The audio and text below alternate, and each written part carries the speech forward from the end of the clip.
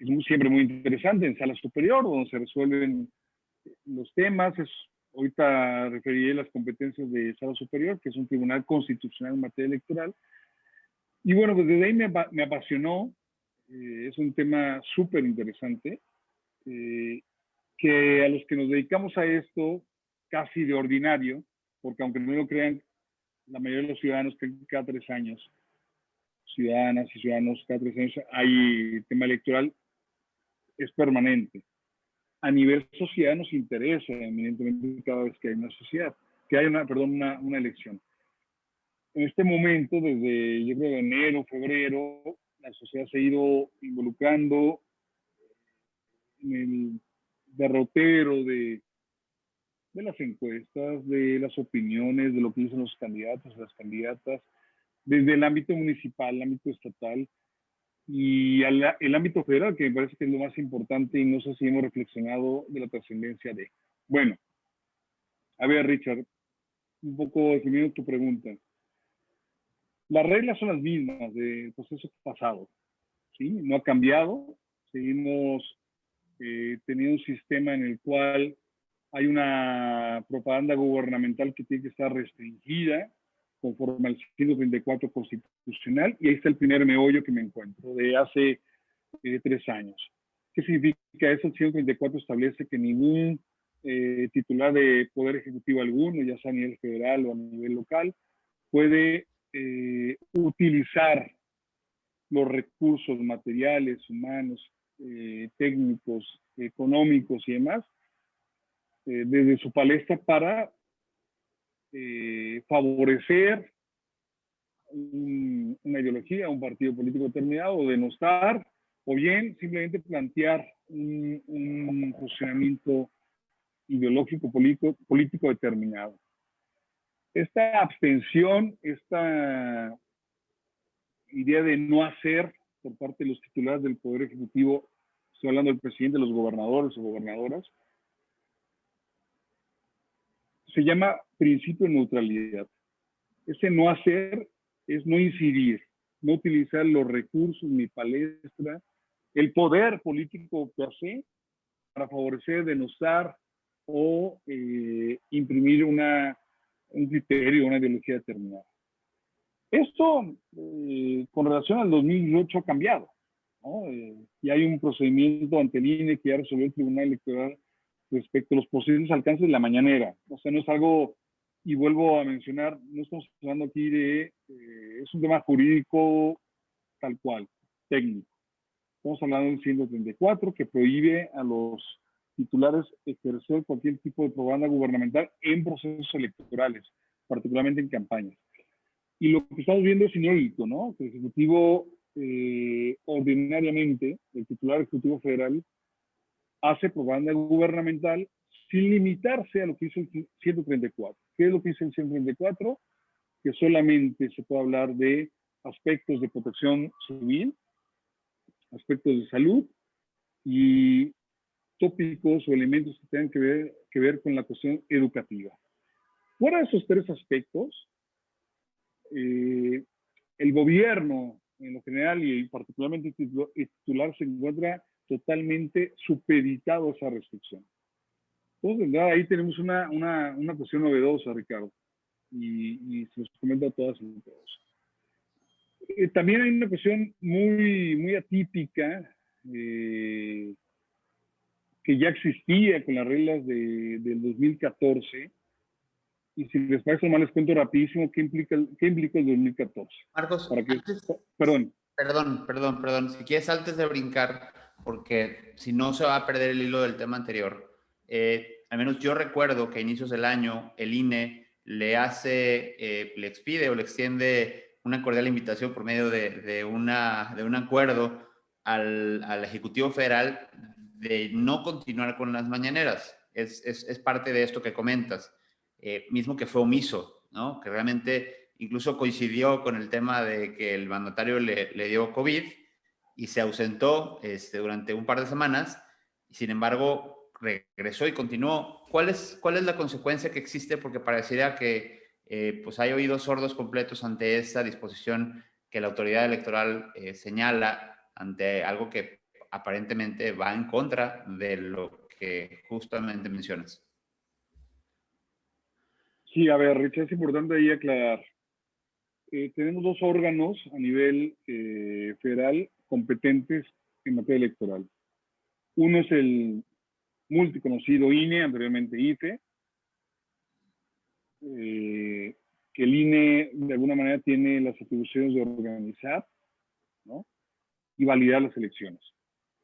Claro, en sus competencias está también nombrar, designar los órganos electorales locales, pautar los tiempos de radio y televisión, hacer fiscalización sobre los gastos. Hay una serie ya de atribuciones muy particulares, pero en términos generales, organizar y validar las elecciones, ¿no? Organizo hago el cómputo, es decir, contar, valido que lo que los ciudadanos votaron, que por cierto es un sistema único en el mundo que tenemos, que los propios ciudadanos se erigen como autoridad electoral el día de la jornada, los que integran casillas, seguramente alguno o alguno de ustedes estará el domingo próximo, el 6 de junio, como integrante de esa autoridad electoral ese día, determinante, en que los ciudadanos estamos ahí involucrados.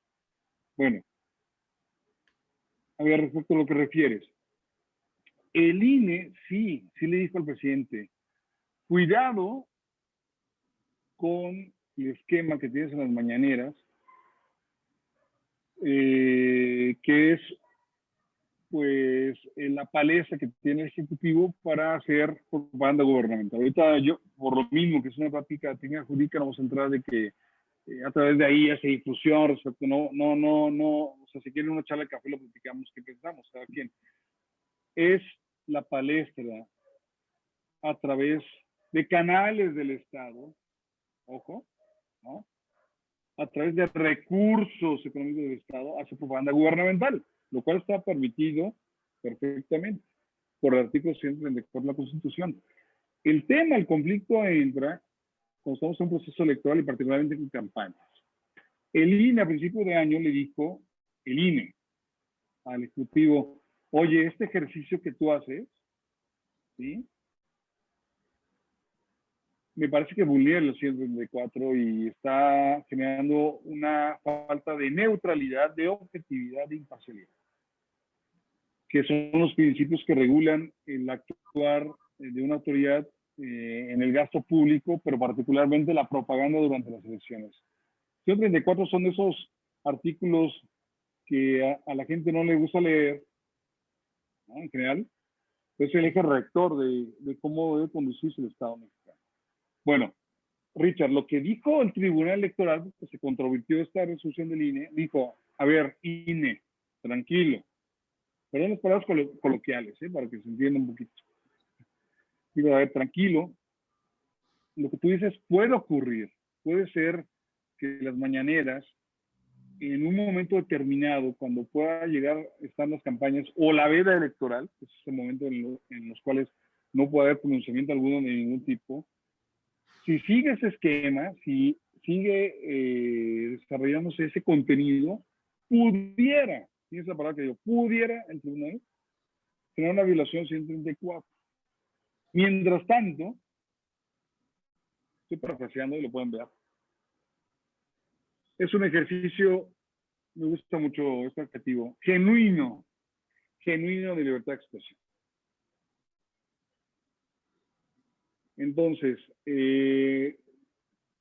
contestando tu pregunta, el INE dijo, a ver, me parece que hay una violación cuasi configurada del 134, porque no está respetando las restricciones o límites ahí previstos, y el Tribunal Electoral, que es el órgano jurisdiccional, ojo, que revisa las actuaciones del INE.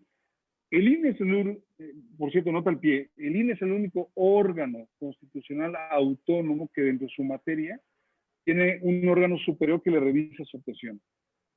Ese órgano superior es el Tribunal Electoral del Poder Judicial de la Federación. Tribunal Electoral del Poder Judicial de la Federación, que todavía mucha banda le dice TRIFE, ya sé, desde el 96 siguen diciendo TRIFE, pero siguen diciendo TRIFE. Hay que reconocer que el INE tiene muy buena muy buenos gestores de campaña y marketing, porque en 2 años la gente se olvidó de IFE y dice INE, ¿sabían? Todo el mundo ya la creencia del INE, ya no dicen IFE. Y del INAI siguen diciendo del IFAI. Y del TRIFE siguen diciendo TRIFE cuando ya hace 25, 30 años dejó de ser TRIFE, ¿no? Bueno, del tribunal debo decirles una cosa, y antes de que tú me digas, Richard, lo que seguimos, que es el único órgano del Poder Judicial de la Federación cuya administración, integración, decisión no pasa por la revisión de ningún otro órgano del Poder Judicial. Es decir, lo único que tiene el Tribunal Electoral del Poder Judicial de la Federación es el apellido. Yo trabajé ahí 12 años, 11 años. O sea, lo único que tiene el Tribunal Electoral es el apellido. ¿Por qué? Porque sus resoluciones a nivel jurisdiccional no son última instancia, no las puede revisar o controvertir la Suprema Corte. Tal vez la Comisión, la Corte Interamericana en un ámbito interamericano. La Comisión de Disciplina y Administración no pasa por el Consejo de la Judicatura, es un híbrido que conforma el tribunal con el Consejo de la Judicatura. Los nombramientos pasan por el Senado, ¿sí? ¿Se fijan? Es como un chipote, una incrustación ahí rara, pero digo, explicarlo de una mejor forma. Ahora bien, la única manera que puede la Corte revisar algo del Tribunal Electoral es cuando hay una contradicción de criterios o de tesis o jurisprudencia en la cual se puede contraponer algo que ha dicho algún colegiado o alguna sala de la Corte respecto a lo que ha hecho el Tribunal Electoral, ahí es cuando interviene. Entonces, Richard, bueno, regresando a lo que tú me decías, sí, el tema está vivo, porque lo que resolvió la Sala Superior es aguas, de lo que te estás quejando en este momento no está ocurriendo, pero pudiera pasar. ¿Te das cuenta? Es decir, lo que tú, INE, te preocupa de que hay una intervención, una propaganda gubernamental desmesurada que puede generar violaciones, sí puede ocurrir, pero no está pasando. De lo que tú me decías de enero, febrero. Ahora, creo que el tema actualmente ha cambiado, porque estamos en plena campaña, estamos a semana y media, y al menos desde el Ejecutivo, y vuelvo a insistir, no es un tema de partido ni ideologías, es un tema jurídico. Desde las mañanas o lo que hace el fin de semana el Ejecutivo es algo que viola el 134 y lo establecido durante 15 años por el Tribunal Electoral en jurisprudencia. Punto. Marcos, esta elección ha sido particularmente, se dice o se prevé que va a ser particularmente judicializada, es decir, que va a haber una cantidad importante de impugnaciones, hay estados importantes, sobre todo hay gobernaturas importantes en juego, hay toda la parte de los diputados en un nivel federal también está en juego y obviamente municipios en general. ¿Qué podemos esperar? ¿Cuáles son estos recursos? ¿Por qué es que se dice que está particularmente judicializada en comparación a otras elecciones? Fíjate, Richard, te cuento que a todas y todos, yo nunca había advertido un proceso electoral que hubiese tenido tanta judicialización de asuntos relacionados con el registro. Fíjate, con el registro.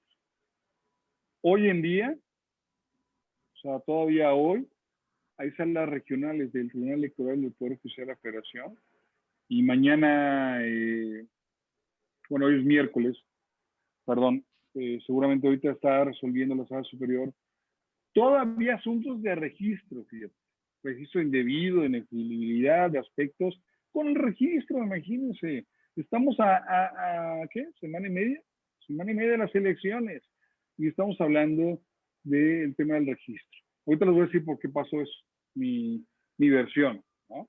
Tampoco es que la autoridad se haya tardado o sea o la creación de una incertidumbre tanto para el candidato o candidata. Imagínense quien esté ahorita sujeto a una resolución de sala superior que lo puedan bajar de una candidatura semana y media, parece muy grave respecto a la certidumbre de seguridad jurídica. Pero también a los electores, ¿eh?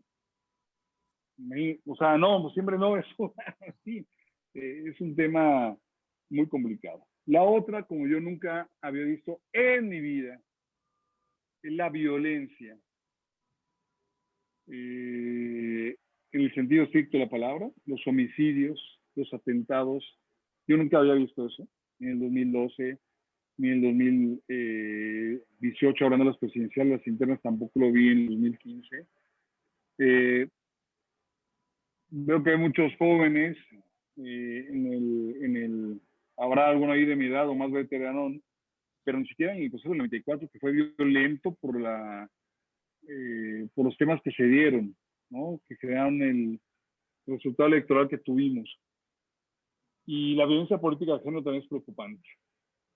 Preocupante. Entonces, por más que hay protocolos, hay medidas, disposiciones normativas, la violencia política de género está a flor de piel. Entonces, no sé si te digo rapidísimo por el tema de los registros, ¿qué pasó? ¿Qué me parece que ocurrió? Dos situaciones. Si quieres, comenzamos con la exponencial, o sea, el tema contingente. Muchos procesos electorales, incluso el proceso federal, que empieza en septiembre, se retrasó un par de meses, mes y medio, por la pandemia. Pero los estados normalmente empiezan también en septiembre, octubre, y algunos se recorrieron hasta enero. Entonces, ¿qué significa el proceso electoral? No solamente las campañas o precampañas, sino es un tiempo de que los partidos se erigen, ponen la regla, los acuerdos para la reglamentación de una elección determinada. Y como se fue recorriendo eso, pues también el registro, también el tema de la posibilidad de impugnar de forma conforme a esa nueva fecha, y se fue subsumiendo con relación a los parámetros ya generales o nacionales o federales que existen en esa materia. Pues claro, pero estamos viendo que hoy en día se siguen, yo nunca había visto eso, hablando de registros, de elegibilidad semana y media de las elecciones. Eso por un lado. El otro lado tiene que ver, y yo lo he visto, y ustedes lo saben, lo han escuchado. A ver, la elección más grande de todos los tiempos. ¿Sí? Me dio un amigo de electoralidad. Pues cada elección decimos lo mismo, sí, pues la mayoría de todos los tiempos. Esta es literalmente la más grande, no sé si la más concurrida, porque tenemos que advertir, pero en la que más cargos de elección popular se juegan de todos los tiempos, sí. La más compleja por la coyuntura política que sabemos, la más violenta, la más delicada en cuanto a la postura del Ejecutivo respecto a la posición que fue al INE, que hay una deslegitimación al menos de un poder hacia otro poder, lo cual genera ahí un tema que hay que advertir, no condicionante, porque hay que advertir. Entonces, para mí, esa cuestión de la judicialización por los temas electorales que se fueron ahí acumulando por las fechas de reajuste del calendario, pero político de las autoridades electorales, y sobre todo la falta de capacidad, fíjense bien lo que digo, la falta de capacidad de algo. En este país últimamente generalizamos de todo, de algunos partidos políticos, de algunos candidatos y candidatas políticos, tienen gente improvisada, lo digo tal cual, improvisada. Ha ocurrido la situación que estamos pasando. Si ustedes se fijan, la mayoría de los casos, nos vamos desde Guerrero, Michoacán, municipios a nivel local o en otros estados. Digo, hablando de Jalisco, la gente que esté de otro estado habla de Jalisco, pero de todo el país, se se negó el registro, porque no se entregó la documentación de forma completa, porque no se siguió los requerimientos de una fiscalización que determinó el INE, o que no se reportaron los gastos generados. O sea, son cuestiones formales. De verdad, perdónenme todos ustedes. El derecho electoral, si bien tiene reglas muy particulares que no podemos asumir que tiene una analogía con otro tema, que perdón, con los administrativistas y otro ámbito, los penalistas, no, muy particular, sobre todo por los criterios que emite la sala superior. No hay afirmativa, negativa, ficta, o sea, hay figuras distintas totalmente. Hay otro a nivel procesal, es otro ritmo. Pero, perdón, requerida, requisitada, por favor. ¿Qué te digo, Ricardo, con eso? ¿Qué implica? Claro que como es la elección han habido, sí generó una falta de preparación, desafortunadamente, de los partidos a nivel distrital, municipal, a nivel estatal, y se incurrió en el oportunismo. Lo digo abiertamente. Hay abogados y abogados electoral. Y perdónenme, es de quinto año, en cualquier materia, no presentar los requisitos que se te piden para registrar algo. Punto, ¿eh? O sea, entonces, la mayoría también de estos casos tienen que ver con eso. O sea, entré con la parte de que quieren soft. Es que miden cómo se recorrió por la pandemia. Pero la mayoría, Richard, tiene que ver con una falta de pericia, de profesionalismo, punto, sobre este tema. Marcos, respecto a esto, ha sido muy sonado las declaraciones personales de bienes. ¿Qué implicación tiene respecto a anular o puede dañar de una forma, nulificar de alguna manera esos requisitos básicos para poder ser elegible? Mira, desde el 2014, bueno, desde el año 2007 ya empezó ahí una reforma que fue estableciendo ámbitos claros de supervisión por parte de la autoridad electoral respecto a la forma de financiamiento. Pero ya el 2014 quedó totalmente claro y se estableció un nuevo régimen, por decirlo de alguna manera, de fiscalización y sanción. Como todas y todos ustedes saben, hay, en México tenemos un financiamiento preponderantemente público. 70 viene del Estado a los partidos políticos, que se distribuye proporcionalmente con base a los resultados de la elección federal anterior, ¿sí? Y el 30% es privado. El privado tiene que pasar por un tamiz, por un test, con un parámetro de regularidad que básicamente se delimita a dos aspectos: que no hay conflicto de interés y que esos recursos privados no provengan de una fuente ilícita o ilegal, ¿sí? Bueno, y bueno, hay una restricción también que todos ustedes saben, que tiene que ver con la imposibilidad de los particulares, entiéndase personas físicas y personas morales, de contratar tiempos, pautas en radio y televisión, y hay por ahí también ya empieza a haber alguna analogía del pautado en redes sociales, con Facebook, para hablar a favor o en contra, o incluso hablar, ha dicho la sala superior, de temas electorales. Fíjense, a favor o en contra de un partido, un candidato, pero no podemos hablar de temas electorales. Eso es una aberración. Ahorita, si quieren, tratamos ese tema de la posibilidad de contratar o no tiempos o espacios en medios de comunicación. Volvemos al tema que tú decías, Richard. A ver, en 2014 se hizo un énfasis muy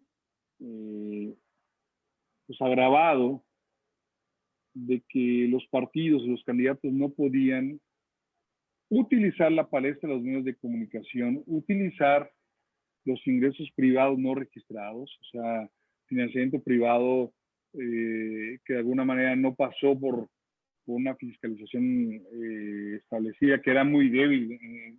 Hablo particularmente del caso Peña Nieto 2012. O sea, el tema de la elección de 2012 fue lo que llevó al 2014 a establecer estas medidas rígidas, de las cuales ahora, paradójicamente, los que se quejan son los que la promovieron. Así pasa con todos los partidos políticos.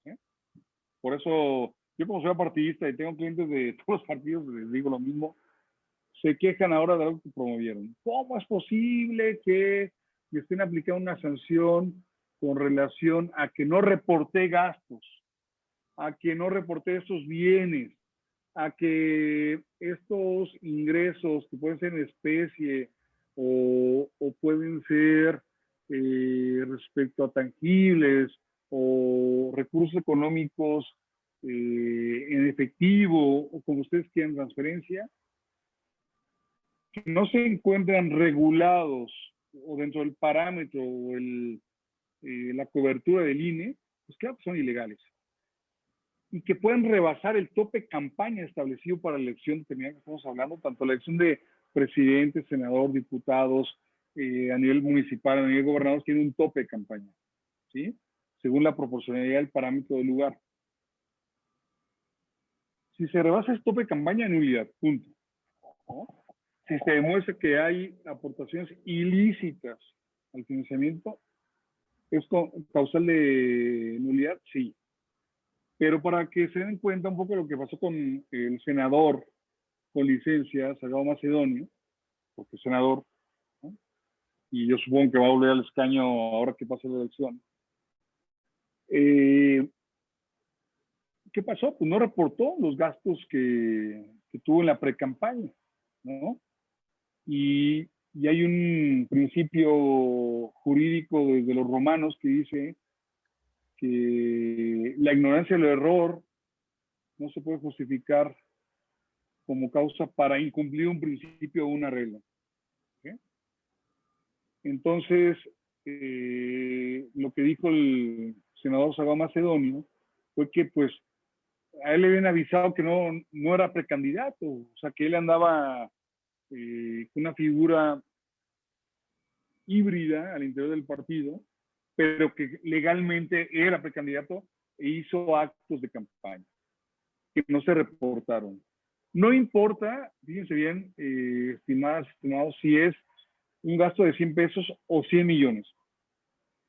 La legislación establece cualquier omisión en los informes, cualquier posible inyección de financiamiento que rebase el tope de campaña o no autorizado por el INE, puede generar la falta, o sea, puede generar, depende del tiempo que estamos, el no registro, como pasó en estos casos, o en su defecto, como tú dices, Richard, la posible nulidad. Y si quieres, ahorita te digo 3 reglas básicamente de la nulidad, aparte de esto que te digo. Si se configura esta situación de una falta de fiscalización depurada, que genere omisiones, simulaciones, en fin, puede generar la nulidad, sí y solo sí, cuando el candidato que las cometió ganó la elección, dejemos ahorita el registro, estamos en el proceso ahora de la jornada electoral, que el candidato ganador, la candidata, que ganó, cometió esas faltas que son sancionables por faltas de fiscalización, y la diferencia entre el primer y segundo lugar es menor al 5%, Richard, amigas, amigos, puede ser causal de nulidad. Si la diferencia entre el primero y segundo es mayor al 5%, la lógica del legislador fue, hay una legitimidad social que tenemos que responder y tenemos que respaldar, y si acaso hay que sancionar el partido. ¿Sí? Ahora, estas reglas, si me preguntan, a mí no me gustan, ¿eh? O sea, a mí me parece que no son un régimen de restricción absoluta. Pero bueno, son las reglas que pusieron los partidos que ahorita gobiernan y demás, y todo el mundo está de acuerdo en unanimidad. La otra causal de nulidad, las otras dos causales son que haya un sesgo informativo muy evidenciable por parte de medios locales o medios nacionales, también tomado de la experiencia de Peña Nieto 2012. Y la otra, Richard, amigas y amigos, es que haya violaciones a principios constitucionales en materia electoral. Estos son muy difíciles de configurar, aunque, se los dejo como nota al pie, la última nulidad o anulación de una elección para gobernador, que por cierto, se me tocó estar en esa ponencia, en esa sentencia, fue para gobernador de Colima 2015. Que bueno, por menos de lo que está corriendo ahorita, pero por mucho menos anulamos esa elección, imagínense el escándalo que sería en 2015. Claro, han pasado 6 años y estamos en otra realidad, otra dimensión, Richard. Marcos, sucedió un evento hace escasas semanas donde el conocido grupo social de hackers Anonymous hizo público a través de, como lo suelen hacer, como es costumbre, a través de Twitter y de otros medios sociales, que estaba en peligro la democracia, que nos hicieron que nos acordáramos un poquito de esa desconexión del sistema, ¿no? ¿Qué podemos enfrentar si estas alegaciones son verídicas? Si estas fuentes de información son reales y de pronto tenemos una desconexión o un hackeo del sistema, ¿ante qué nos enfrentamos en una elección en esas circunstancias? Mira, el concepto de democracia como tal se está perdiendo, ¿no? La palabra democracia para mí tiene muchas vertientes, muchos términos, muchos derroteros, al igual que la palabra soberanía, por ejemplo, ¿no? Pero todo es una palabra asequible para todos. Y creo que lo que tú refieres lo entendemos todos, ¿no? O sea, ¿en qué momento se puede perder la democracia? Está en peligro. Sí, escuché el tema de Anonymous, que puede haber nulidades y hackeos del sistema. Pues son dichos, punto. El sistema nunca se ha caído desde el 88, cuando se le cayó al actual director CFE, por cierto, ¿no? Nota al pie. Y estamos en el 88, imagínense cómo era el sistema, cómo funcionaba. El INE, y lo que me ha tocado ver en las elecciones municipales, locales, cuando las municipales están dentro del ámbito local, estatal y federales, jamás ha existido una falla en el sistema. ¿Por qué, Richard? Porque los cómputos, los recuentos, los hacen las personas, las manitas. ¿Sí? O sea, lo que suben las personas, no sé si les ha tocado, les hizo la plática de ser funcionario casilla. Ustedes, el escrutinio, son palabras muy técnicas, pero me gustan mucho, escrutinio y cómputo. ¿Saben qué son escrutinio y cómputo? Escrutinio es sacar de la urna los votos y segregarlos, discriminarlos, en el sentido de separar los votos nulos, los que a lo mejor se equivocaron de casilla, porque hay banda que mete todos al mismo y era para diputado federal, y espérame, Robert, yo flojera y era para gobernador, no. Bueno, discriminarlos, segregarlos. Y luego el cómputo es el conteo. Y luego en algunos casos puede haber recuento, conforme lo establece la ley.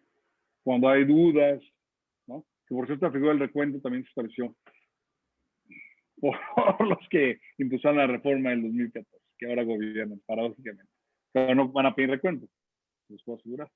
Pero lo de otros partidos, ¿eh? O sea, ahorita me refiero de este grupo gobernante porque también en su momento los que no negaron ese tema fue el PRI, el PAN, en fin.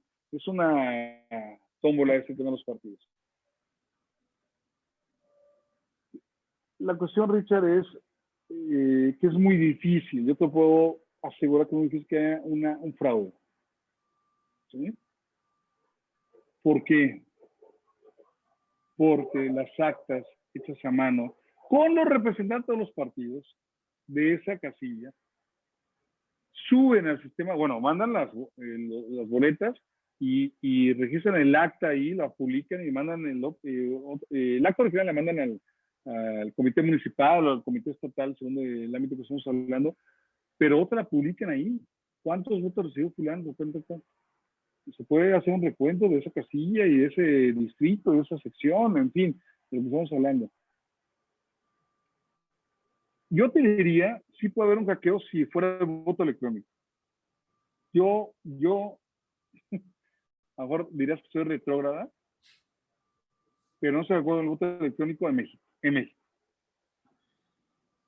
¿Sí? Ahí sí puede susceptible muchas cosas de una caída del sistema. Imagínate, ya pasó en Dominicana, pasó en Panamá, pasó incluso en las internas de los demócratas, cuando empezó en algunos estados que lo hicieron por vía electrónica, se cayó el sistema, ¿no?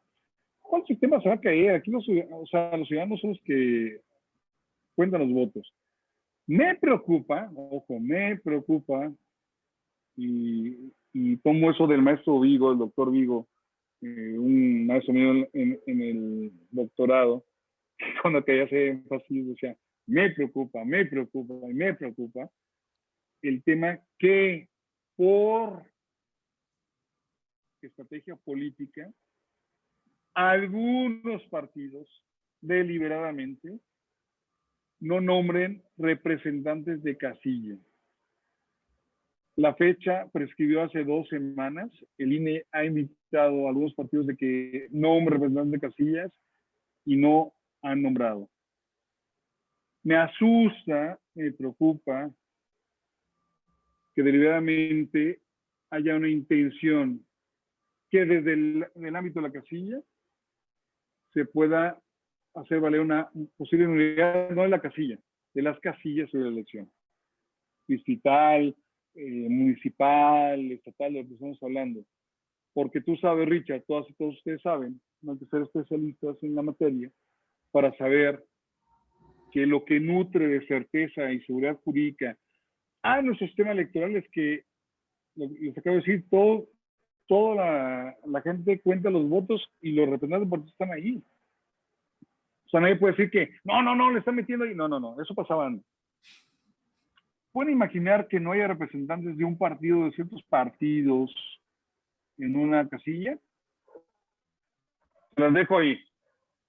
No es trascendido, no es un gran político, simplemente que hasta hoy falta todavía un número importante de nombramientos de representación de casillas a nivel federal y en los estados va mejor. En los estados casi está completo. Pero a nivel distrital hay un déficit muy importante. Eso me preocupa porque eso es una causal probable de nulidad, evidentemente. ¿Sí? O sea, un partido puede decir, oye, a mí no me consta que ganó Richard ahí, ¿no? No estaba ahí. Pero claro, también, ojo, hay una obligación de los partidos de que, vamos viendo desde la perspectiva, a otra perspectiva, tú no nombraste en tiempo y forma a tus representantes y esa omisión pues no se puede convalidar. O sea, también la ley prevé eso, ¿no? O sea, es decir, pues tuviste tiempo y forma de nombrar, no me vengas ahora a alegar que no tuviste ahí presencia. Son de las cosas que yo no veía desde hace tiempo, Richard. O sea, sí hay muchas, te digo, violencias, chapuzas, cosas litigiosas que anteriormente no se veían. Y tienen que ver con el menoscabo de la libertad de expresión, de la fama pública, de los candidatos y candidatas, violencia política de género, ahí también está inmiscuido, en fin. Yo creo que lo más importante de este proceso, Richard, es el 7 de junio. Fíjate bien lo que te digo, el 7. Lo que se ha vertido hasta ahora es importante, sí, pero el 7 sabremos posturas gubernamentales y de partidos. ¿Nos puedes abundar un poco más qué oficinas que pueden? Me refiero no. No hay pronóstico, Richard, ¿no? No, te entiendo la pregunta. Claro, yo no vaticino resultados, no. De hecho, ni me pregunten eso. No me corresponde a mí y como les decía al inicio, pues me dedico a este tema, pues tengo clientes en diversos ámbitos y estados de distintos partidos, afortunadamente. No soy abogado de un partido, ¿no? Entonces yo no puedo decir, va a pasar esto. Pero sí puedo como académico, puedo decir lo que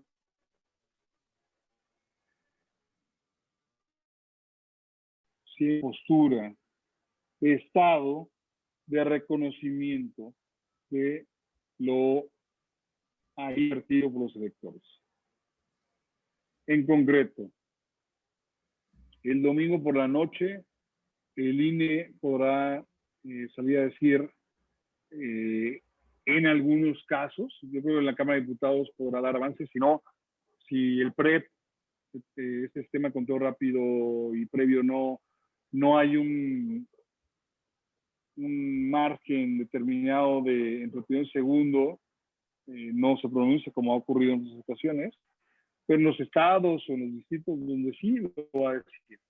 Y conforme vaya avanzando el PREP, este conteo de las boletas que se van literalmente computando, hasta el miércoles, que ya los distritos, las juntas, a nivel local, a nivel distrital, ya tienen el resultado de todos los votos, es cuando ya podemos tener un resultado cercano a lo real, el miércoles. El miércoles es el oficial. Pero la autoridad electoral se puede pronunciar con tendencias. Hay tendencias irreversibles. ¿Sí? O sea, una tendencia mayor al 3-4% es irreversible. 5%, pues por eso la ley estableció eso. ¿Qué es mi preocupación, Richard? Y se los digo abiertamente. Actos que se han generado desde el proceso electoral, deliberadamente o no, pero que han sembrado la cosecha, han sembrado una posible cosecha de nulidad. ¿Sí? Es decir, propaganda gubernamental, desvíos de recursos, descalificaciones, desde un poder determinado sea candidatos en concreto. ¿Sí? Eso es lo que vemos desde la palestra federal, pero no hemos visto a nivel local lo que ha ocurrido, ¿no? El escenario, Richard, como nunca, es que va a haber muchísimas demandas de nulidad, muchísimas, como nunca las hemos visto en la historia. Y lo que tú en concreto preguntabas, yo no sé, y eso lo digo desde una postura ciudadana y académica, yo no sé si el resultado pudiera llegar a ser adverso al presidente y al partido gobernante, que ojo, no tengo nada con Morena, incluso he trabajado mucho, estuve mencionado con Morena, en fin, o sea, he estado con todos los partidos, no tengo nada con Morena. O sea, para que ahí no se genere ahorita, no. Pero sería muy inquietante que el Ejecutivo en la noche de 2006 o 2007, con la visita, por cierto, paradójicamente, de la vicepresidenta de Estados Unidos, dijera que hay olores de inconstitucionalidad o invalidez de las elecciones. Terrible, ¿eh? Nunca un presidente, desde el establecimiento del Instituto Federal Electoral en el año 90, que todos ustedes ni nacían, pero bueno, algunos ya habían nacido. Y antes, cuando había una comisión de lo electoral desde gobernación, porque antes gobernación organizaba las elecciones y las validaba, las organizaba, las computaba y las validaba la Cámara de Diputados. Y los estados, los congresos locales, imagínense, ellos validaban sus propias elecciones. Era un tema ahí como rarísimo. Bueno, nunca, además, me remonto hasta Lerdo de Tejada, Juárez, Díaz, nunca un presidente desde el poder ha deslegitimado una elección. Pues podríamos estar en una situación jurídica indeterminada y única, Richard. O sea, A mí me preocupa eso, o sea, ya en concreto, que el presidente cuestione la validez y legitimidad en algunos distritos, en algunos estados, en algunos municipios, o la totalidad de la propia elección. Porque ahí sí estamos a un tema muy, muy complejo de nulidad. A mí me parece que el tema de Nuevo León se avisora por un tema de nulidad. ¿Por qué? Por la intervención del Ejecutivo en la elección. Y entonces cualquier persona puede hacer valer esa intromisión del Ejecutivo durante el proceso para invalidar el resultado. Fíjate bien lo que te digo, cualquier persona de un partido político, cualquier partido político puede decir, la intromisión desde el centro hacia la elección de Monterrey generó una inequidad, una falta de neutralidad, y que sí es evidente. Claro que hay una procedencia con la nulidad. ¿Con qué finalidad se anularía Nuevo León? Si quieres para cerrar, Richard, nomás te comento. Toda elección que se anula, en promedio se organiza o se lleva a cabo 9 meses después. Yo más les recuerdo que en marzo del próximo año tenemos un ejercicio ciudadano distinto que nunca hemos tenido, que es el tema de la ratificación o revocación de mandato del Ejecutivo. Entonces, en una de esas se juntan varias elecciones que se pueden anular, ¿o no?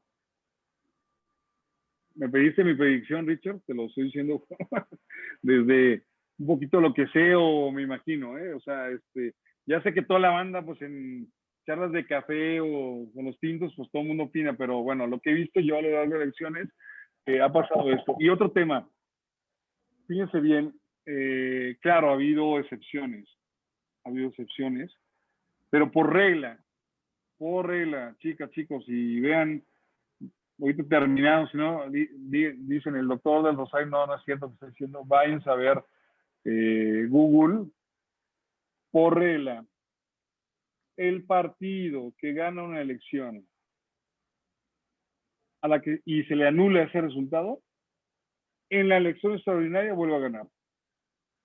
Y con mayor margen. ¿Por qué? No lo sé. Es paradójico eso. Marcos, por último, aquí no sé si es una opinión, más bien yo creo que esta es una respuesta a una pregunta de opinión. Pareciera que ya se ha hecho costumbre, nos acordamos de lo sucedido hace 3 años con Ricardo Naya, que se le fincan investigaciones y persecución de delitos, y lo volvemos a ver en esta elección de Nuevo León, que de pronto vuelve a haber persecuciones desde la parte de la fiscalía, que manchan o que pueden llegar a manchar, pues ahora sí que las intenciones de voto. Ante eso, ¿qué se prevé, qué se tiene o qué crees se debería hacer en este respecto? Porque al final del día parecieran prácticas malintencionadas. Perdón, Richard, la última parte ¿la puedo repetir la última parte? Sí, que parece que se repiten estas prácticas de parte de fiscalía o de denuncias penales respecto de supuestos actos ilícitos por parte de un candidato que al final pues tienden a no configurarse, pero sí manchan la imagen o la reputación del mismo. Claro. Gracias, Richard. No, a ver, hay un criterio jurisprudencial ya firme y establecido por parte tanto de la Suprema Corte como de la Sala Superior, que nunca se podrán suspender los derechos políticos electorales de precandidatas o candidatos o precandidatos cuando haya una posible imputación, ¿no? De origen penal. La única forma que se puedan suspender los derechos políticos es cuando haya una sentencia firme y ejecutoriada, ¿no? Es decir, que la persona realmente esté privada de la libertad. Fuera de eso, incluso es un criterio convencional de la Corte Interamericana, se puede contender. ¿Por qué te digo eso? Partiendo de esta referencia, de este parámetro, lo demás entra a esa cuestión política, ¿no? De que yo voy, te denuncio y te refiero, en fin. entra más en el desgaste de esa fama pública, de esa honorabilidad, ¿no? De este tema que tú, hombre, ¿no? Ahora bien, ahí tenemos que partir, Richard, de un régimen muy particular, que no sé si los presentes son conscientes de esto. Las personas públicas, ¿sí? Es decir, aquellos que son o aquellos que son candidatos, ejercen un servicio público determinado, cargo de elección popular, en fin, o las personas públicas que no ejercen un cargo determinado, pues son conocidas notoriamente, un cantante de rock, una actriz, un futbolista, por ejemplo. Su régimen de tolerancia respecto a la crítica es mucho más ampliado que una persona común, ¿sí? Su derecho a la intimidad, su derecho a la privacidad se ve reducido con relación a lo público o al ámbito público que ejerce o ocupa. Y su libertad de expresión también se ve delimitada con relación a lo que es, ejerce y hace. Entonces, ¿por qué te digo esto, Richard? Porque también las calumnias, las denuncias están a la orden del día y son de una impunidad y de una malicia y con un desparpajo se interponen por ahí. Sobre todo se ofende el honor y la fama pública de las personas, ¿no? Que están en este ámbito. Bueno, Richard, lo que te puedo decir es que cuando procede a una imputación, una descalificación, una injuria, una falta real al honor o privacidad, se puede hacer valer por parte de las personas públicas, pese a este régimen, esta excepción que acabo de decir, que es distinta a las personas ordinarias como nosotros. Claro que tienen derecho a hacer valer siempre una difamación, una calumnia, pero tomando en cuenta que lo hacen desde la palestra pública. Entonces una crítica mordaz o es incluso malintencionada. Salvo, y le quiero decir a todos, salvo que se esté imputando un delito o una conducta delictiva, salvo ese hecho en concreto, todo lo demás lo tengo que aguantar. Un ejemplo. Yo soy Marcos de Rosario, contiendo para regidor de la marcación 8 en el municipio de Santa María de Nayarit, ¿no? Y me han dicho de todo: golfo, flojo, corrupto, desalmado, delincuente, desgraciado, hijo de la tal por cual, ¿no? Malnacido,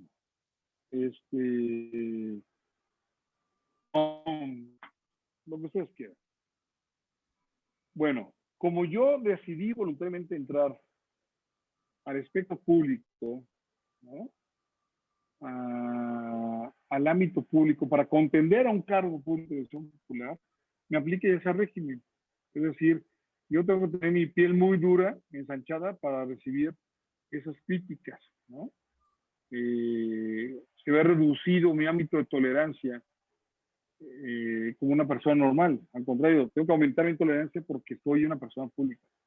Y nadie me obligó a eso. Bueno, yo pensé que nadie lo obligó a ser candidato a presidente municipal, presidente, diputado, ¿no? ¿Qué pensar eso? Que en algunos casos pasará, que por obligación se hace. Bueno, en ese sentido, Richard, salvo que no me digan que soy propiamente un narcotraficante, un extorsionador, un proxeneta, es decir, una persona que abusa de menores o hace tráfico de mujeres. O sea, ya imputaciones de delitos, delictivas directas, que ahí sí se activa un mecanismo desde la libertad de expresión política para que los candidatos o candidatas, los partidos políticos puedan demandar ante la instancia electoral una sanción por ese dicho, por esa descalificación. Fuera de eso, Richard, pues son personas públicas y tienen que resistir incluso campañas negativas o discursos soeces. No sé si quedó claro este tema, ¿no? Es decir, claro, ahorita hay mucho tema de voy a denunciar por esa situación, ¿no? Pero si tú me preguntas, y para recapitular, que le quede claro a los alumnos y alumnas, no puedo imputar ninguna responsabilidad penal. O sea, sí lo puedo hacer, pero mis derechos como candidato no se pueden suspender hasta que una sentencia ejecutoriada, esa cosa juzgada de firme.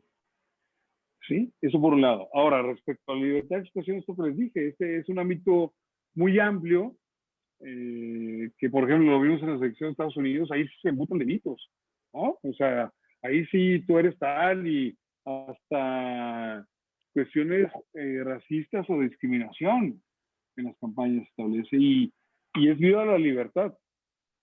Porque en Estados Unidos, a diferencia de nosotros, no existe tope de campañas en los gastos, no hay límites o una preponderancia de financiamiento público y en libertad política de expresión los candidatos pueden decir candidatos lo que se les dé la gana.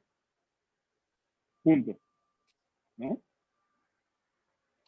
Marcos, tenemos varias preguntas. Me gustaría ver si podemos contestar algunas. Una que nos puso desde hace un ratito Florencia Rosas es que, bueno, en el sentido de la violencia electoral, si tú consideras que es el reflejo de un Estado de Derecho fallido. Híjole, Florencia, ¿no? Sí. Gracias por tu pregunta.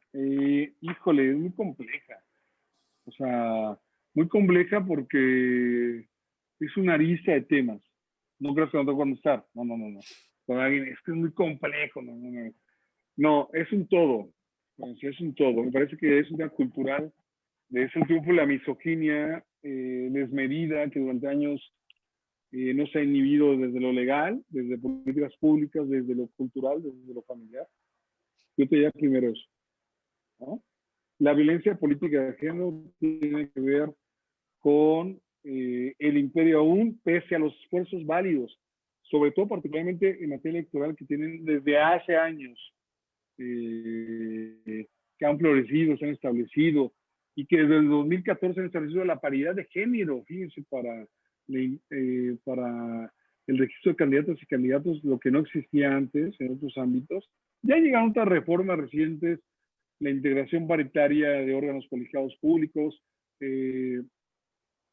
hace algunos meses, un par de meses, estableció ya medidas desde la Ley Federal del Trabajo para que haya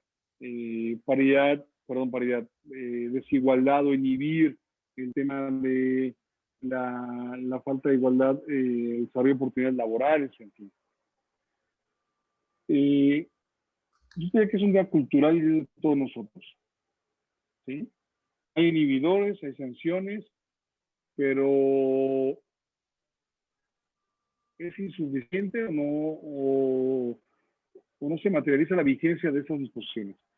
Y la otra, te concedo lo que tú refieres. Está fallido, híjole, nunca me ha gustado utilizar ese concepto, y que me encanta la teoría del Estado y salvo, yo soy muy jovesiano de Locke para hablar de un fallecimiento del Estado en cuanto a sus atribuciones y tutelas.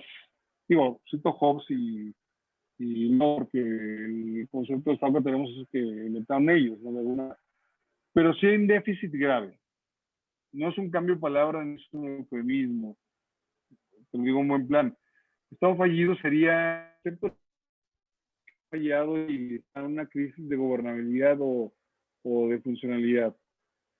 Claro, ha fallado y hay déficits terribles en ese tema. Y ese tema conlleva de manera concatenada otros aspectos en los cuales deja el Estado. Yo me iría a un tema crucial que como constitucionalista me importa más. Reduce la fuerza normativa de la Constitución. Es decir, la Constitución, eso me preocupa más que el concepto de Estado. Cuando ocurren este tipo de situaciones, se vulnera la dignidad de las personas, el derecho de las mujeres, se vulnera la vigencia efectiva de la Constitución. Entonces, para mí eso es gravísimo, muy grave, y es un tema cultural y que no quiero salir como clásico, ¿no? Alguna vez un expresidente dijo, es un tema cultural. Sí, claro, es un tema cultural, pero eso significa que tiene que ser tolerado y que no haya que implementar restricciones graves e inmediatas. Hay protocolos, hay medidas legislativas, hay medidas de políticas públicas que se han implementado, sí, y qué bueno. Pero lo que estamos viendo en estas elecciones es una violencia política de género atroz, ¿no? Como nunca antes se había visto. Y lo que decía al inicio de la plática, una violencia real, física, contra hombres y mujeres, que estamos hablando de homicidios. O sea, llevamos una semana entre Sonora, Guanajuato, por ejemplo, 2 candidatos de MC, y hoy un candidato del Estado de México, no sé, de la Alianza PRI-PAN, afortunadamente libró un ataque que tuvo. O sea, estamos hablando de día tras día de lo que nos enteramos de violencia, no solamente política de género, sino de violencia literal, y es una descomposición social del país. Y a mí me asusta que haya un debilitamiento de la fuerza normativa de la Constitución, que los artículos de la Constitución y sobre todo su contenido no se respete, no se vea cumplimentado, y eso, pues, ¿a quién afecta? A todos y a todas, tal cual, ¿no? Te pregunta Adrián Valero, que, o sea, quiere entender un poquito más cuál sería el problema si no hay representantes que verifiquen el conteo. ¿Cómo se presta esto a problemas? A ver, yo puedo deducir como partido que no nombré representantes, que el resultado que está ahí no lo puedo convalidar porque no estuve ahí, y entonces lo puedo impugnar, esa casilla, por ejemplo. Vamos del... Pero es una estrategia, cuidado, muy acotada, ¿no? Y que se limita a eso que les decía. Tú puedes impugnar que en la casilla de la sección tal que está en Chapalita o Santa Anita,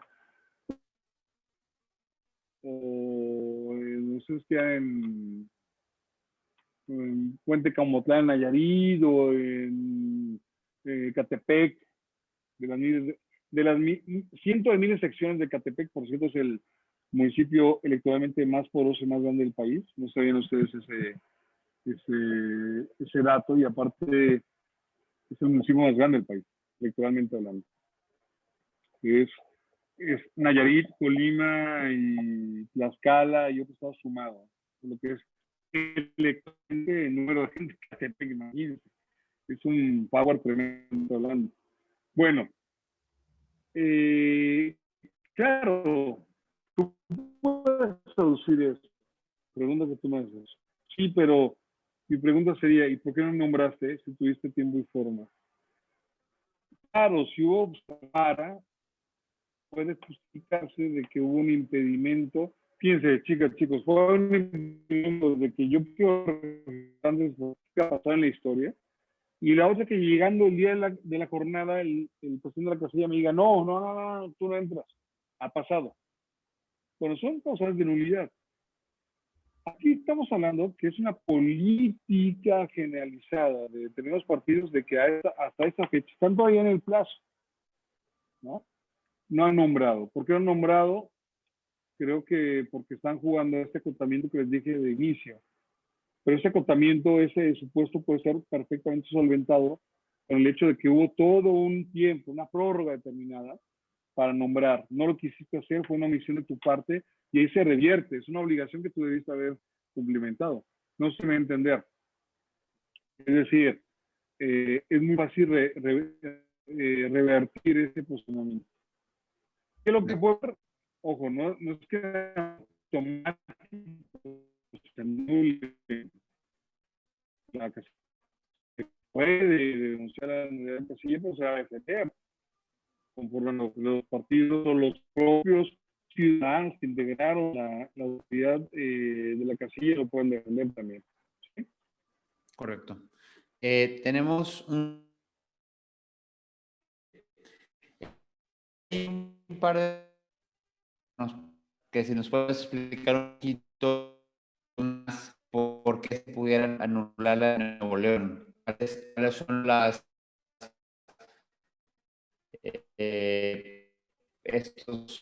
estas cuestiones que a ti te preocupan, que de alguna forma consideras que son pues, satelitales a esta elección que pueden poner en riesgo? ¿Quién pregunta, Aldo? Rick. Sí, me lo saludas, creo que sí.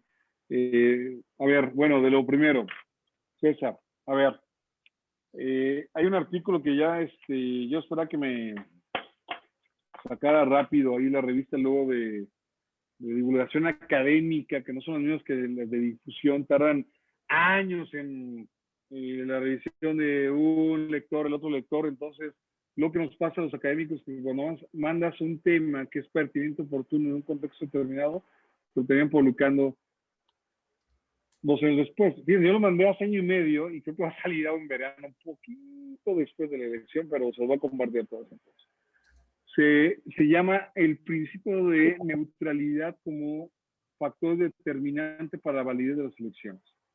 Sin nombre, ¿no? Que nos gustan los abogados echar ahí, ¿no? Ahí el nombre así tal cual, pero ¿qué implica eso? ¿Qué es lo que quise decir? Que el principio de neutralidad establecido, ya referido esto a lo largo de la charla, que está en el 134, efectivamente es un factor esencial para validar una elección. Les cuento, y te cuento en concreto. El 134 establece que la propaganda gubernamental tiene que ser una propaganda que se sujeta a parámetros de neutralidad. Es decir, no es un no hacer por parte del Ejecutivo. Es decir, vamos a mandar al presidente y a los gobernados a su casa que no salgan, ¿no? Claro, tienen que ejercer su función gubernamental, pero su propaganda tiene que ver acotada a esos 3 planos que les referí: educación, salud y temas de protección civil o orientación civil. Entonces, el principio de neutralidad es evidente que se ha visto mermado, afectado, vulnerado. Lo decías al principio de la charla, Richard.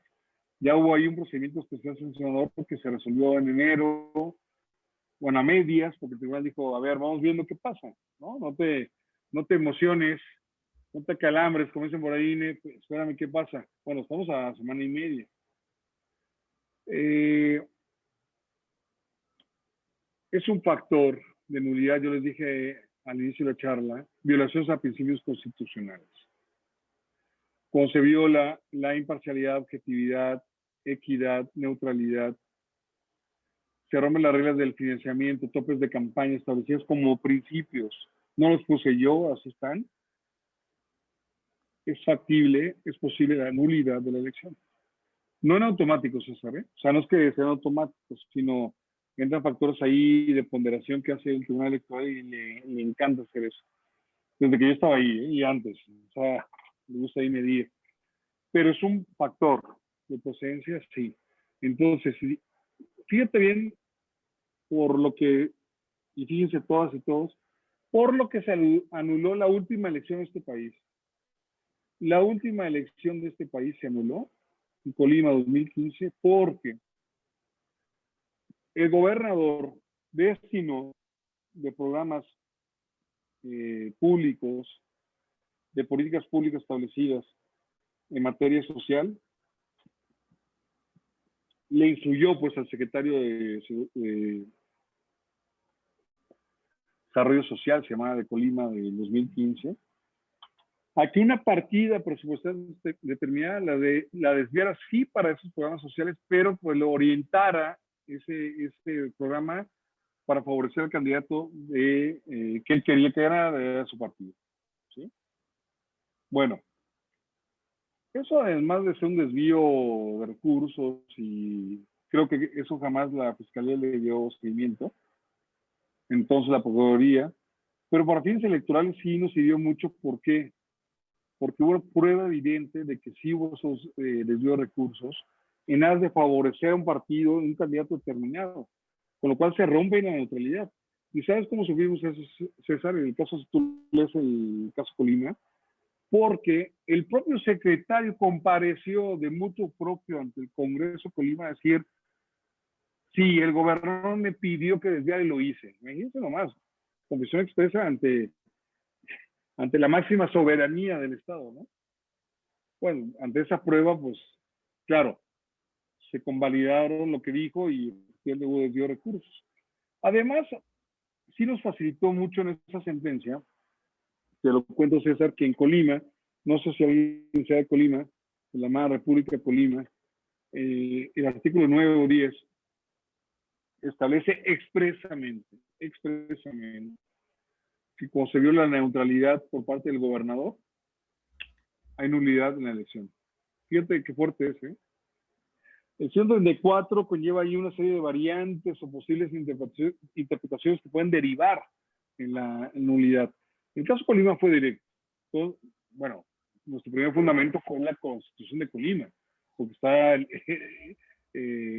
eligiendo y erigiendo un gobierno estatal, pero también el 134.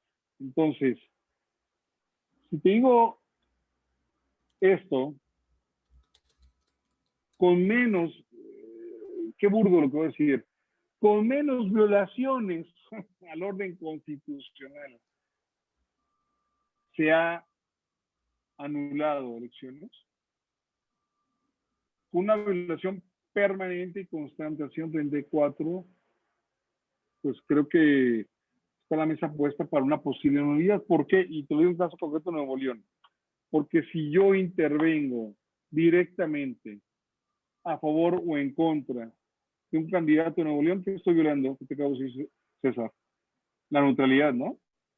O sea, me estoy deliberando a favor de, estoy violando 134, punto. ¿Vamos a causar nulidad? Ah, híjole, no sabíamos eso. No, claro, o sea, cualquier candidato, estoy hablando de Arza, de Samuel, de la propia candidata de Morena, de quien sea, incluso del PAN que va, creo que 15 abajo, ¿no? O más, el primer o segundo lugar. Porque el embate ha sido contra el candidato del PRI, ¿sí? Pero cualquier candidato, no sé si me entiendes, César, o sea, ya me pusiste la mesa de hay elementos de nulidad, pero no una conferencia, en una mañanera. Se repitió en 6. La intervención de la fiscalía, si la UIF, y si no, o sea, si yo fuera abogado de cualquier candidato, Nuevo León, ¿sí? Plantea de nulidad, porque hay elementos enormes. Aquí lo que hay que cuestionarnos, más allá de lo jurídico, César, es, y todos les digo, y eso no me toca entrar porque entramos ya en un debate político y ya mejor, Richard, nos invitamos a un análisis político de café, es cuál es la razón por la cual se pretende anular Nuevo León. Y ojo, yo lo veo también en municipios distintos y en los otros estados. Nuevo León con lo que más visible, lo más evidente.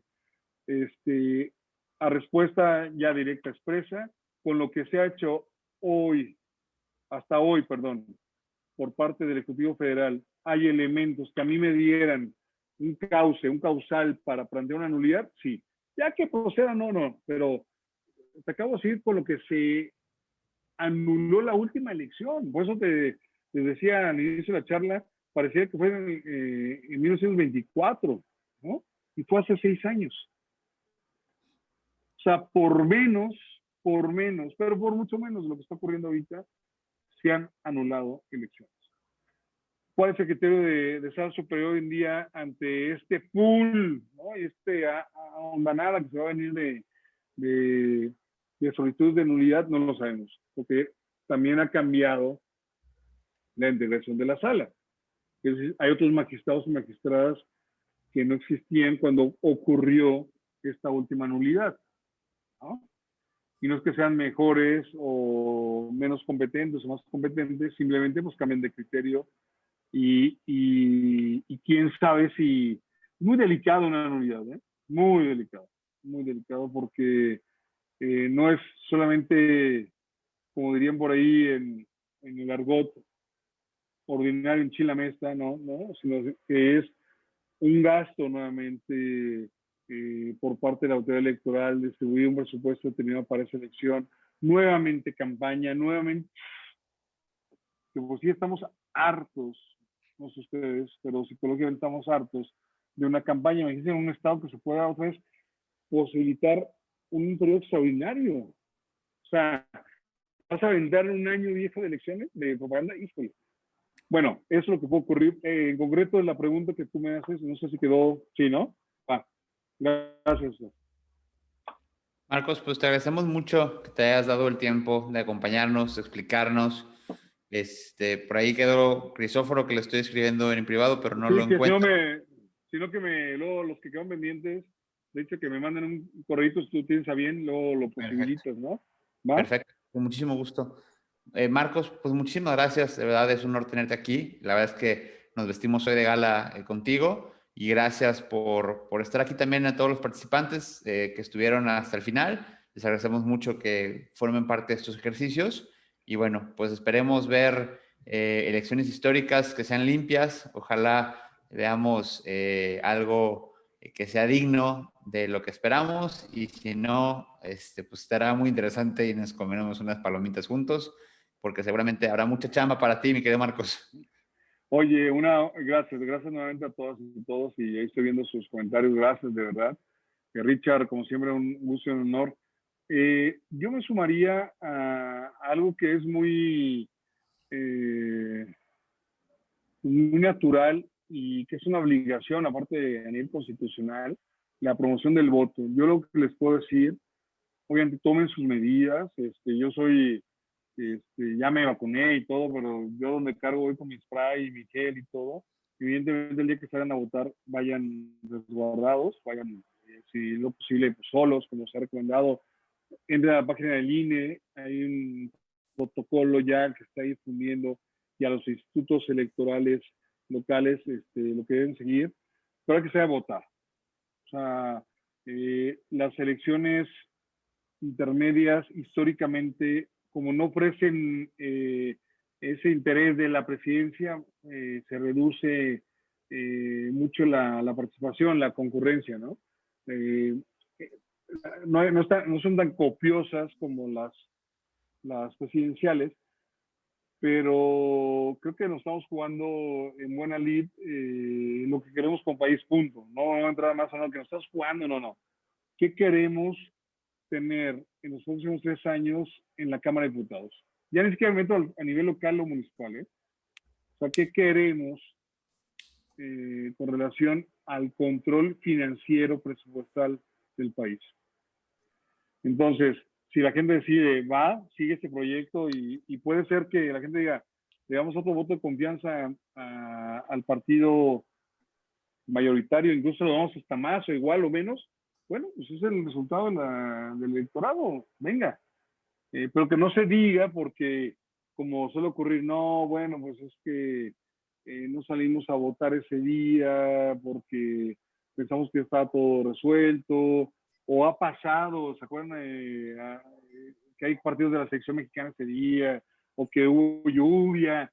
No, a ver, yo creo que asumamos nuestro rol como ciudadanos, es nuestro derecho, sí, es nuestro derecho votar y como derecho se ejerce o no, cualquier derecho se ejerce o no, es una facultad meramente subjetiva.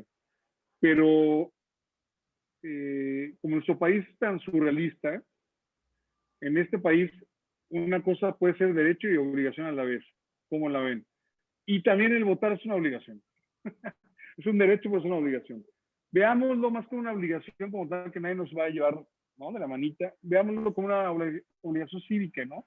Un deber cívico, cultural, moral, ético, dar ejemplo, y voten por quien quieran, pero no creo en aquellos de que quise, pero pues ese fin me fui a Vallarta, me fui a Cuernavaca, híjole, coincidió que tenía no. Hay que participar porque yo siempre lo he dicho desde hace muchos años, desde el plano académico, no tienes boca ni tienes legitimidad de criticar nada si no votaste.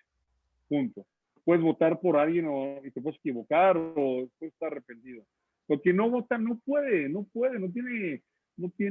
la eticidad para hacer una crítica. Claro, lo puede hacer porque es su derecho, pero no sé si va a entender. O sea, es mi último mensaje, Richard. Salgamos a votar y mi augurio es que va a ser una judicialización de los resultados tremenda, tremenda. Como no pasó en el 2018, porque en el 2018 fueron resultados tan holgados en términos generales, si se acuerdan que no hubo casi impugnaciones. O sea, sí hubo, pero casi como por deporte, ¿no? Pues hay que impugnarla, ¿no? En sala superior, pero, no, pero ahora sí creo que hay estados que están muy cerrados, alcaldías en la Ciudad de México están cerradas, municipios, distritos a nivel de diputación, híjole, sería una chamba tremenda, bendito Dios, como tú dices, pero qué bueno que la llevamos de afuera y no de adentro, porque los del tribunal y los del INE seguramente se van a coser, están preparados, pero sí va a ser una carga impresionante. Oye, nada Gracias, más, Richard. me encantaría cerrar un poquito con lo que Crisóforo lo vivió en carne propia, y por ahí nos contó su historia. Crisóforo, entiendo que estabas compitiendo por una candidatura en Acapulco, ¿es así? Crisóforo, ¿estás por ahí? No. Sí, por aquí estoy. Ah, ¿Sí me perfecto, escuchan? adelante. Sí, cuéntanos un poquito, porque también tuviste ahí tu proceso electoral, judicializado, ¿no? Te Muchas saludo, gracias. Crisóforo. Por supuesto que sí. Y con la orientación que tuvimos en aquella clase, la orientación que nos dio el maestro Marcos del Rosario, pues nos animamos más para hacer esta cadena de legalidad, que fue muy interesante. El drama vivido tiene otra lógica, como nos enseñó el maestro, otra lógica el derecho electoral. Para mí fue apasionante, divertido, no me costó nada de trabajo acudir a esos momentos. Sí, tuve un único problema, que por aquí sí le haría una pregunta. El tema de las notificaciones en materia electoral son válidas por correo electrónico y eso representa un problema y por lo tanto sí una afectación a mi modo de ver, porque las de trascendencia, a mi modo de ver, tendrían que ser personales. Y por ese lado, hubo una resolución del Consejo que me afectó porque a mí me la bajó el OPLE local y me la notifica físicamente y a partir de ahí yo cuento los 4 días y la impugno. Es porque no presenté el contrato de comodato de mi casa de campaña como aspirante a la candidatura independiente. Mm. Y me sancionaron con 11,000 pesos, de acuerdo a mi capacidad de endeudamiento y Económica. las reglas individualizadas. La impugné, por supuesto, con mi recurso de revisión. No me lo validaron porque fue extemporáneo para ellos y alegué violaciones a las reglas del conocimiento porque para efectos del amparo el conocimiento debe ser directo, amplio, completo, pero ni siquiera le echaron un ojo, confirmaron. No fueron exhaustivos y no te analizamos agravio y vámonos, punto, ¿no? Se fue a la sala de circunscripción de la Ciudad de México, pero hay un aspecto importante que tengo ahí, maestro, que fue sobre mi amparo electoral o juicio local. Ese me dijeron que no porque me dijeron que no porque debí impugnar en la diligencia de audiencia donde contamos mis apoyos, que llegué a 2,000 y me invalidaron 400, que ese era el momento para que yo combatiera los vicios de forma y no en la fecha posterior, que era cuando tenía que solicitar el registro y me dijeran que no. Lo que yo hice fue esperar ese momento, me dicen que no, voy al juicio ciudadano y de ahí me voy a la revisión, al juicio de revisión constitucional y ahorita lo está resolviendo la sala que le toca a mi circunscripción de Guerrero, que es en la Ciudad de México. y está pendiente. Eso es lo interesante. Yo los mantendré informados, Logic, porque ustedes fueron parte importante que generaron en mi inspiración y como usted dijo, a mí me causa un gran orgullo ser un estudioso del derecho y de esta materia en particular y de la mano de usted y de mis amigos directores de Logic. Oye, te recuerdo muy bien y buena experiencia nos cuentas. Sí, son lógicas muy particulares, pero claro, lógicas procesales al fin, que tienen ciertas particularidades. Tampoco es que la teoría general del proceso en términos generales es la misma, pero hay algunas cuestiones ahí que hay que advertir, ¿no?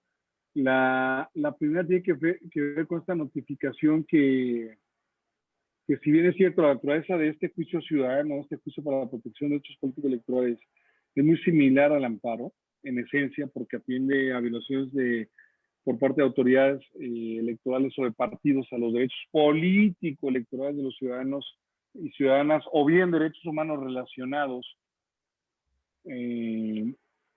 con el ámbito electoral, este amparo electoral que tenemos, como bien lo referías. Tiene reglas de procedencia y de desarrollo particulares. Y sí, fíjate, el tema de notificación te lo concedo, es cierto, porque hay dos temas y les recomiendo a todos, tienen un tema electoral, próximamente las notificaciones pueden ser efectivamente electrónicas, pero todo material electoral es por estrado, ¿sí? Entonces ahí es cuando entra la variante, ¿no? Se publica por estrado y a veces notifican personalmente la cédula, ¿no? Entonces, claro, ahí ya si se publicó en estrado el 4, pero excepcionalmente la autoridad tiene una cédula de notificación y te dice el 5 a ti personalmente, oye, ¿tienes este tema? Pues ahí se recorren los plazos porque hay una notificación personalizada, pero normalmente no se da. Ha sido uno de los temas que ha habido mucho debate, mucha confusión históricamente hablando de una definición clara, sobre todo pensando en comunidades tan alejadas ¿no? Cómo se notifica, cómo se les hace ver, igual los plazos o los términos para interposición de un recurso.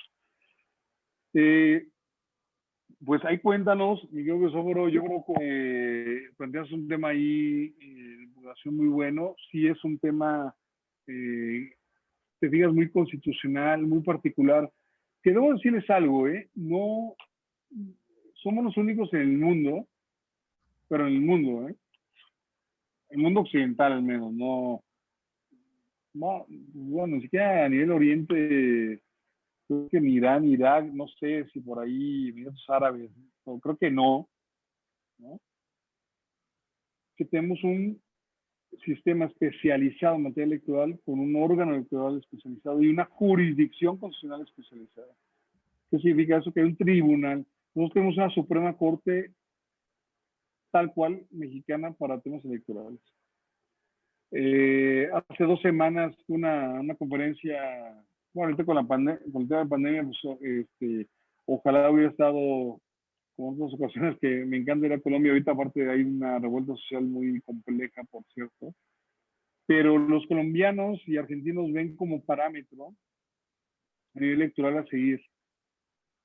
Y yo les digo, a ver, espérense. Claro, es el único sistema que hay un derecho electoral autónomo, que hay unas reglas especializadas, pero no se les convenga, ¿no? Eso es por un tema de necesidad, de luego, por un poco de capricho, luego ya nos fuimos creando toda una normatividad, pero sí es un tema único, especializado. Cualquiera de todas y todos ustedes se puede acercar, empezar a especializarse, ver por un tema cívico, por novedad, pero sí les recomiendo que el tribunal y el INE tiene ahí folletos y libros muy básicos orientados para ir entendiendo nuestro sistema. Richard, te pido que ahí les den mi correo, les puedo mandar articulitos míos. Sí hay que irse acercando al tema, no es un aprendizaje de día para otro, pero lo que les quiero invitar es que como ciudadanos sí tenemos que empaparnos de de lo mínimo de cómo funciona nuestro sistema electoral. Ahora, si son abogadas y abogados y van a prestar un coach, ¿no? Un coaching o una advice electoral, híjole, pues sí, os apoyan a alguien si no tiene una experiencia, porque esta materia, lo refiere Cristóforo ahorita, aparte que es multireglamentada, muy normativizada, o sea, hay reglas para todo: financiamiento, acceso a la televisión, internet, propaganda, registro, bla, bla, bla. O sea, son como 10 rubros. Aparte de eso, están los medios de impugnación, que tienen naturaleza distinta a lo que se quiere uno impugnar. Pero lo más importante, esta materia, más que otra, lo que dice la Sala Superior como máximo órgano, es decir, los criterios jurisprudenciales de Sala Superior, son los que prevalecen. Entonces me ha ocurrido que hay abogados o abogadas: no, mira, aquí dice la ley estatal que sí se puede, o la Ley General de Institutos y Procedimientos Electorales, sí, no, vámonos. Pero ¿qué creen? El jueves sacó un criterio, la Sala Superior, que le da un visto diferenciado a eso, y vámonos. No hay poder alguno en materia electoral que cambie lo que dice el Tribunal Electoral. En materia electoral, y con esto cierro, la fuente más importante, ojo, en materia electoral, es la jurisprudencia, no la ley. Es un tema complejo, pero así es. Gracias, Richard. Gracias a ti, Marcos. Gracias por aceptar la invitación. Y gracias a todos por hacer esto posible. De verdad, un gran ejercicio. Estaremos muy atentos y, Marcos, nos contarás cómo te va. Seguramente te sobrará la chamba, porque habrá muchas impugnaciones, estamos seguros. Y la verdad es que el país se juega mucho en estas elecciones, así que, así como decían varios, no dejen de votar. Gracias, Richard. Gracias a todas y todos. Una gran oportunidad estar con ustedes. Como siempre, buenos ejercicios que usa Logic. Así que, pues, tenemos comunicación y adelante. A sus órdenes. Muchas gracias a todos. Buenas noches.